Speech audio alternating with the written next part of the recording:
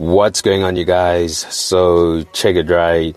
With A-Reece finally dropping his long-awaited third studio album, Paradise 2, I thought it would be fun but interesting to break down some of the lines that were potentially directed to his former crew members from TWC and Rubber Band Gang. And the main reason I'm choosing to do this is because Reece treated this album as getting his side of the story across to the public, considering that some of his former crew members came out in interviews and social media to paint him as the bad guy. So as I mentioned previously in my video for the Paradise 2 breakdown, the two central themes are betrayal and revenge. And with Reece feeling betrayed and hurt from the fallouts he's had, the only way to express how he feels is through the music. Now, just a quick disclaimer, every line we're about to break down is all assumption based on my side, so take everything I say with a grain of salt. Plus, you guys already do, since I get told I'm reaching majority of the time. But anyways, on the run, Reece went on to say, and I'm looking past my ops, they just an illusion, out here causing confusion. I know the motive is to get between me and the music. Now with these lines, Reece makes it clear that he's done focusing on people that have ill will towards him, pretty much saying that they're coming out on public platforms to cause confusion by speaking bad about him so that the public's perception changes. Now by doing so, hopefully it either stops the public from listening to Reece's music or stops Reece from wanting to pursue music entirely. Now on West Time Africa, Reece also goes on to say, it should be obvious we're not some beginners. I think it's obvious I'm up against quitters, liars, pretenders. It's getting old, I'm growing tired of you niggas. I bet somebody hired you niggas. Starting to feel like it's a curse that I inspired you niggas. I know this lifestyle inspired your writtens. Now, considering that Reece has been in the game for almost a decade, he's had the privilege of putting some of his close friends on. Now, because of the numerous fallouts he's had, he views some of his former crew members as quitters, or at least don't have relevant careers. I mean, some of them don't make music anymore, and some of them switched up on him, working with people that Reece is known not to be cool with, hence them being pretenders.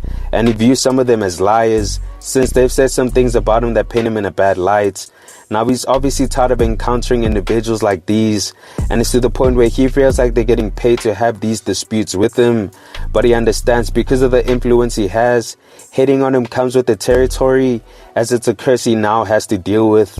Now on One Time, Reece goes on to say, one time for the niggas that gon' be independent, one time for the ones who never ended up switching. Now with these lines, Reece gives praise to the guys who never switched, since he feels like his former crew members did so to him. I mean, we've seen artists like Flame and Mash Beats work alongside Nasty C, so he appreciates individuals who stay loyal and don't switch up, even if they've had fallouts with him. Now on Ving Rhames, Reece says, I don't even care who with him, we still stepping right through niggas, ain't shit changed, stay two-face, while touche. So still sticking to betrayal and switching up, Reece makes it known that nothing has changed for him, even though the same niggas he used to be cool with are the same ones who are cool with people we all know Reece isn't cool with. I mean, with Mash Beats working alongside Nasty C and Audio Mark, who we all know haven't had the best things to say about Reece, as well as Flame giving Nasty C one of his biggest hits with Jack.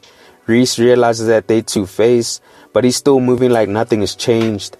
Now on Angels and Demons, Reece also went on to say, had to fall back from the scene, had to reset and redeem, no they couldn't wait to plot another scheme, swear I saw it in my sleep, no they're trying to make it hard for me to breathe, bet you niggas sick of me, huh? Y'all ain't getting rid of me, bruh. Y'all ain't eating, I can see it on my feet, bruh. Now with these lines, I don't think Reece was addressing his former crew members, but rather ambitious entertainment.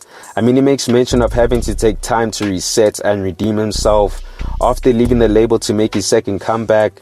I mean, Ambitious tried to derail his career by halting his bookings or gigs, keeping ownership of his previous work, as well as also trying to make Kid Teeny beef with him, essentially trying to make his career unbearable. But fortunately, Reece still prevailed. And the thing is, where's Ambitious now currently? I mean, are they still eating as well as the artists? Because Reece doesn't see it that way. So I just find it funny and satisfying how events turned out.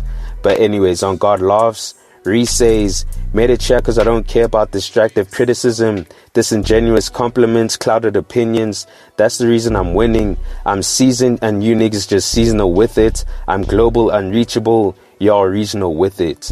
So with these lines, Reece makes it known that he's moving like he doesn't care about the hate and criticism, and that's the reason why he's doing so well with his career. He understands that he's solidified in this game, with his name and music staying hot consistently, whereas his former crew members are only hot for a short minute. He also makes mention of his audience being huge or global, whereas his former crew members are just known in the country for the most part. Now we have Better Now and Better Now interlude, where Reece was directly addressing his fallout with Mash Beats. So I'm not going to discuss those two tracks since I already did so on my Paradise 2 breakdown video. So please check that out if you haven't already.